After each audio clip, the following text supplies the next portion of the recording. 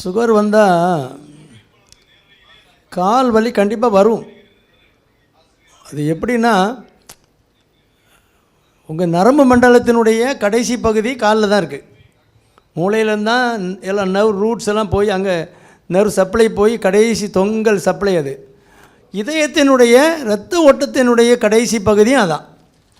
அப்போ அங்கே உள்ள நரம்புகளுக்கு சர்க்கரை நோய்ங்கிறது வெறும் சர்க்கரை கூட்டினால என்ன பிரச்சனைலாம் வரும்னா இரத்த நாளங்கள்லாம் அடைப்பட்டு போகும்.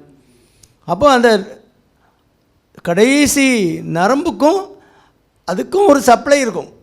அதை வேசோரம் பண்ணிவிட்டு அது ரொம்ப சின்ன பொடி நரம்பாக போகும். அதெல்லாம் பிளாக் ஆகி போகும். சர்க்கரை கட்டுப்பாடு இல்லாதவங்களுக்கு சீக்கிரமே பிளாக் ஆகிரும். இல்லை பாதி அடைச்சிருக்கோம், பாதி அடைக்காமல் இருக்கும். அப்போது அது அந்த நரம்பு செய்ய வேண்டிய வேலை செய்யாது, வித்தியாசமாக செய்யும். திடீர்னு கரண்ட் பிடிச்ச மாதிரி இருக்கும். இன்னும் நான் இது காலில் ஏதோ குத்துன மாதிரி இருக்குன்னு பார்ப்பீங்க, ஒன்றும் இருக்காது. ஒரு பின்ஸ் அண்ட் நீடில்ஸ் குத்தின மாதிரி இருக்கும். கொஞ்சம் நாள்பட உங்களுக்கு அந்த நரம்பு புறவை கட்டிட்டுனா மரத்து போன மாதிரி ஆகிடும், மரக்கட்டை மாதிரி ஆகிடும். உங்களுக்கு காலில் என்ன குத்துனாலும் தெரியாது.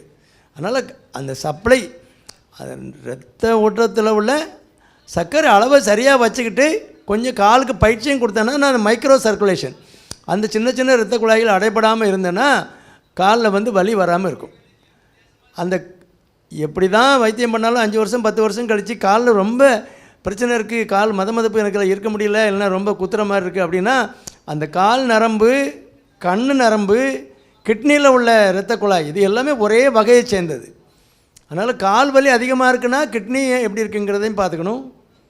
அல்லது இரத்த நாளங்களில் ஏதாவது மாற்றம் வந்திருக்கா விழித்திரையில் அப்படிங்கிறத கண்ணையும் செக் பண்ணிக்கணும். இதெல்லாம் 3 இன்டர் கனெக்டட். ஒன்றில் ப்ராப்ளம் இருந்தால் அடுத்ததில் இருக்கும். இப்போ இரத்த குழாயில் ஒரு ரெட்டினா விழித்திரையில் இரத்த கசிவு இருக்குது அல்லது இரத்த நாளங்கள் வித்தியாசமாக இருக்குது அப்படின்னு ரிப்போர்ட் கொடுக்குறாங்கன்னா உடனே இங்கே கிட்னியை பார்க்கணும். சிறுநீரகத்துலேயும் ஃபங்க்ஷன் குறைஞ்சிருக்கும். அதுலேயும் கிரியாட்டினி லெவலில் பார்த்தீங்கன்னா 1.5 நார்மலே கிடையாது. 1.2 வரைக்கும் நார்மலும்பாங்க. 1 தான் நார்மல்.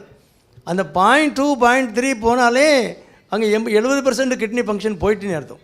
எனக்கு கொஞ்சம் தானே கூட இருக்குது, அதெல்லாம் கிடையாது. அந்த கொஞ்சம் கூடும்போதே அங்கே 70% அடி வாங்கிட்டுன்னு அர்த்தம். அதனால் இதெல்லாம் சர்க்கரை கட்டுப்பாட்டுக்குள்ளே வச்சிங்கன்னா இது கொஞ்சம் பிந்தி வரும், ரொம்ப நாளைக்கு தள்ளி கொண்டு போகலாம். கட்டுப்பாடு இல்லாத சர்க்கரைக்கு சீக்கிரமாக இந்த நரம்புகள்லாம் பாதிக்கப்படும். நரம்பு பாதிக்கிறனால கால் வலி கண்டிப்பாக வரும். கண்ட்ரோலாக வச்சுக்கிட்டால் நீங்கள் சின்ன மாத்திரைகள் சப்போர்ட்டுக்கு வச்சுக்கிட்டு கண்ட்ரோல் பண்ணிக்கலாம்.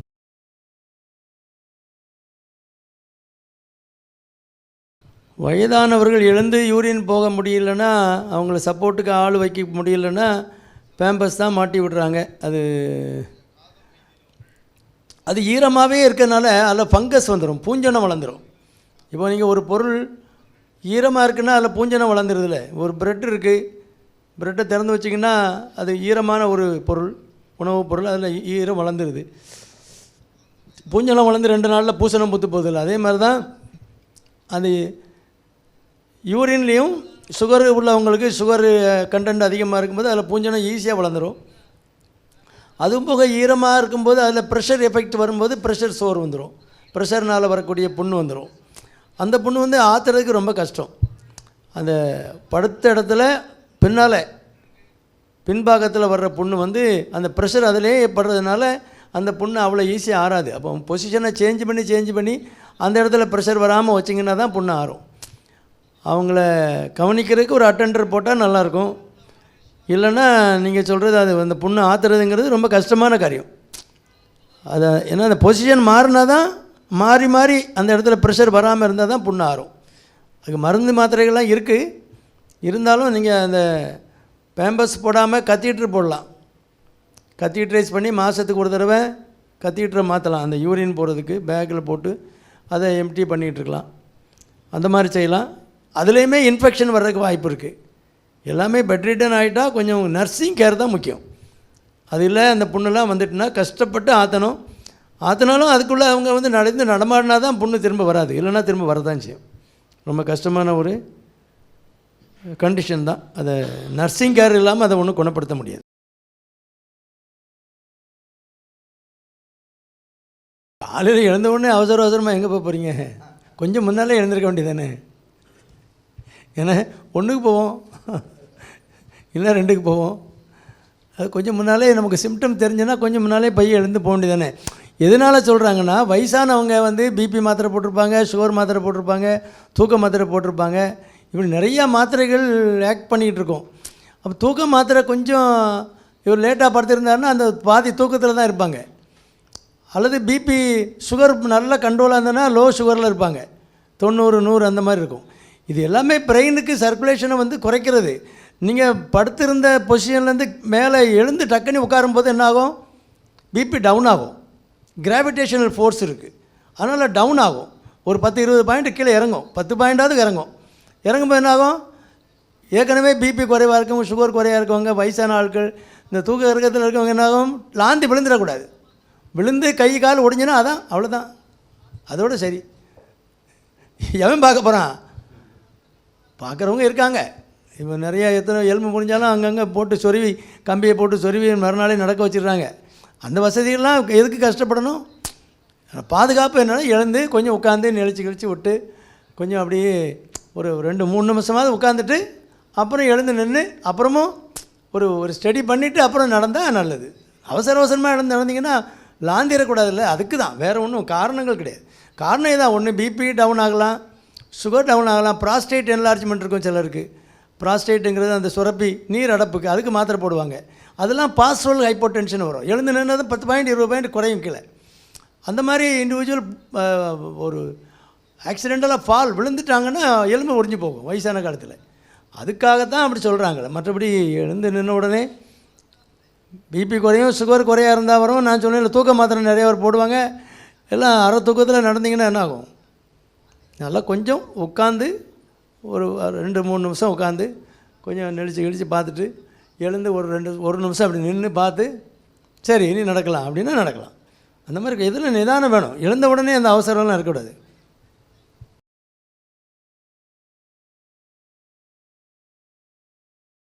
ஓரல் ரீஹைட்ரேஷன் சொல்யூஷன், அதான் டீஹைட்ரேஷனுங்கிறது என்ன, உடலில் நீர்ச்சத்து குறைஞ்சி போகிறது டீஹைட்ரேஷன். அதை ரீஹைட்ரேஷன், அது திரும்ப அது நீர்ச்சத்தை சரி பண்ணுறது ரீஹைட்ரேஷன். ட்ரிப்பு போடுறோம், குளுக்கோஸில் போடுறோன்னா அது இன்ட்ராவீனஸ் ரீஹைட்ரேஷன். ட்ரிப்பில் போடுறது இன்ட்ராவீனஸ் நரம்பில் போகுது. இது ஓரல் ரீஹைட்ரேஷன், வாய் வழியாக கொடுத்து. வாமிட்டிங் இல்லாதவங்களுக்கு குளுக்கோஸ் தண்ணியாக கொடுத்துக்கலாம், உப்பு சர்க்கரை கரைசல், அவ்வளோதான். நீங்கள் ஒரு போஞ்சி குடிக்கிறாங்களே, எலுமிச்சம்பழம் போட்டு கொஞ்சம் சீனியும் போட்டு உப்பும் போட்டு குடிக்கிறாங்களே, அந்த கரைசல் தான் அது. ஒரு குறிப்பிட்ட அளவு குளுக்கோஸு, குறிப்பிட்ட அளவு சால்ட்டு போட்டிங்கன்னா அது உடலில் உள்ள அந்த பிஹெச் வேல்யூ 7.4 அந்த லெவலில் இருக்கும். அப்படின்னா அது டயரியாவும் போகாது, வாமிட்டிங்கும் எடுக்காது, கேஸ்ட்ரிக் இரிட்டேஷன் இருக்காது. வயிற்றில் இரிட்டேஷன் இல்லாமல் அது உடலில் சேரக்கூடிய ஒரு சொல்யூஷன். குழந்தைகளுக்கு டயரியா போகுதுன்னா ட்ரிப்பு போடாமல் குழந்தை ஓரலாக டாலரேட் பண்ணிக்குது, குடிக்குது, தண்ணி ஆகாரமாக குடிக்குதுன்னா அதை அடிக்கடி கொடுத்துக்கிட்டே இருக்கணும். வயசானவங்களும் எங்கேயாவது வெளியில் போயிட்டு வர்றோம், இளநீ குடிக்க முடியல, ஒரு பையன் இளநீ வாங்கி தர மாட்டேங்க, நம்ம வாங்கி முடியுமான்னு, இன்னும் நமக்கு மரத்தில் ஏற முடியலன்னா இளநிக்கு பதிலாக அதை குடிச்சிக்கலாம். வெயிலில் போயிட்டு வரோன்னா அந்த உப்பு வேர்வை நிறையா போயிடுதுல, போயிது எனர்ஜியும் குறைஞ்சிரும். அதனால் கொஞ்சம் குளுக்கோஸு, உப்பு சத்து, உப்பு சர்க்கரை கரைசல், அந்த பொடி தான் ஓஆர்எஸ்ங்கிறது, ஓரல் ரீஹைட்ரேஷன் சொல்யூஷன். இல்லைன்னா சால்ட்டு சொல்யூஷனாக கொடுத்தா சொல்யூஷன் எஸ்ன்னு வச்சுக்கலாம். சால்ட்டாக இருக்குன்னா ஓஆர்எஸ் பவுடரு. ஓஆர்எஸ்ன்னு கேட்டால் எல்லா மெடிக்கல்லையும் தருவாங்க. ஓஆர்எஸ் பவுடர் நிறைய கம்பெனிகளில் இருக்குது. அது ஏதோ ஒரு ஸ்டாண்டர்ட் கம்பெனியை வாங்கி, எலக்ட்ரால்னு நம்ம சாதாரணமாக சொல்லுவோம், அதுவும் ஓஆர்எஸ் தான். எலக்ட்ராலும் ஓஆர்எஸ் தான். அதே இப்போ வெயில் காலங்களில் நீங்கள் வெளியில் போயிட்டு வந்தீங்கன்னா சும்மா ஒரு தண்ணியில் ஒரு ஓஆர்எஸ் போட்டு குடிக்கலாம், உடல் நல்லது தான். அது குழந்தைங்களுக்கு ஃபீவராக இருந்தாலும் கொடுக்கலாம், தண்ணிக்கு பதிலாக அதை போட்டு கொடுக்கலாம், அந்த களைப்பு குறையும். டயரியா போகுது, வாமிட்டிங் இல்லை அப்படின்னா கொடுக்கலாம். வாமிட்டிங் இருக்க குழந்தைக்கு அதை கொடுத்துட்டு கூட கொஞ்சம் தான் வாமிட் பண்ணும். வாமிட்டிங் இருந்தால் மருத்துவரை பார்த்து வாமிட்டை நிப்பாட்டுறதுக்குரிய மருந்தை கொடுத்து சரி பண்ணிக்கிட்டு அப்புறம் நீங்கள் ஓஆர்எஸ் கொடுக்கணும். இல்லை அதுக்கும் ஒன்றும் கேட்கல, வாமிட் பண்ணிக்கிட்டே தான் இருக்குது, எதை குடித்தாலும் வாந்தி பண்ணுது, தண்ணியை குடித்தாலும் வாந்தி பண்ண, இன்ட்ராவெனஸ் ரீஹைட்ரேஷன் இருக்குது, ட்ரிப்பு போட்டுடணும். ஒரு குளுக்கோஸ் டாக்டர் போட சொன்னார்னா இல்லை நீங்கள் மருந்தாவே கொடுங்க, இன்னும் கூட கொஞ்சம் குடிச்சிட்டு வாந்தி பண்ணிட்டு திரும்ப சாயங்காலம் வரணும், இன்னும் கொஞ்சம் குழந்தை கிறங்கி போகும். அதனால் வாமிட்டிங் அதிகமாக இருக்குன்னா, வாமிட்டிங் இல்லாத பட்சத்தில் ஓஆர்எஸ் வேலை செய்யும். வாமிட்டிங் அதிகமாக தான் இருக்குது, ஒன்றுமே தங்கலை அப்படின்னா ட்ரிப்பு போட்டு சரி பண்ணிக்கலாம். அதுக்கு தான் வழி இருக்கே இல்லை எங்கே போனாலும். அந்த காலத்தில் இப்போ நான்லாம் 1980 ப்ராக்டிஸ் ஆரம்பிக்கும்போது, இப்போ மேலப்பாளையத்தில் அப்போவுமே 70,000 பாப்புலேஷன். ஒரு வாமிட் பண்ணிக்கிட்டே இருக்குன்னா அந்த குழந்தைக்கு ட்ரிப் ஏற்றணுன்னா பாளையங்கோட்டை வரணும், இல்லைன்னா திருநெல்வேலி போகணும். அப்படி தான் இருந்தது. அப்போ தான் நான் ஒரு 7 பெட்டு போட்டு ஒரு போஸ்ட் ஆஃபீஸ் காலியான கட்டடத்தை பிரித்து ஆசாரியரை வச்சு பிரித்து ஹாட் போட் அடித்து பிரித்து ரூம் ஆக்கி அதில் ட்ரிப்பு போட்டேன். அப்போல்லாம் எங்கள் ஹாஸ்பிட்டலில் 5 ட்ரிப்பு 4-5 குழந்தைகளுக்கு ட்ரிப்பு எப்போதும் போயிட்டே இருக்கும். ஏன்னா அந்தளவுக்கு டைரியா இருந்த நேரம். இப்போ தான் கண்ட்ரோல் ஆகி குழந்தைகள்லாம் ஓரளவு பாதுகாப்பாக வளர்க்க படிச்சுக்கிட்டோம். தண்ணிக்கு பாதுகாப்பாக குடிக்கணுங்கிற ஒரு அவேர்னஸ் எல்லார் வீட்லேயும் ஒவ்வொரு இது இருக்குது. நம்ம ஆர்ஓ பிளான்ட் வச்சுருக்கோம், தண்ணியை கொதிக்க வச்சு ஆற வச்சு குடிக்கிறது, அந்த பழக்கங்கள்லாம் இப்போ தான் வந்திருக்கு. அதனால் குழந்தைகளுக்கு டைரியா வர்றது ரொம்ப குறைஞ்சிருக்கு இப்போது. பட் அந்த நேரங்கள்லாம் ரொம்ப கஷ்டமான ஒரு நேரம் குழந்தைகளை வளர்க்குறது. அதுவும் வெயில் நேரங்களில் ரொம்ப கஷ்டம். காலையில் டைரியா ஆரம்பிக்கும், சாயங்காலத்துக்குள்ளே பேர்னி ஆயிரும் குழந்தை.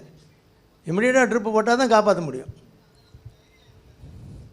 அதனால் ஃபீவர் வாமிட்டிங் இல்லாத ஒரு டைரியா அப்படின்னா நீங்கள் ORS கொடுத்து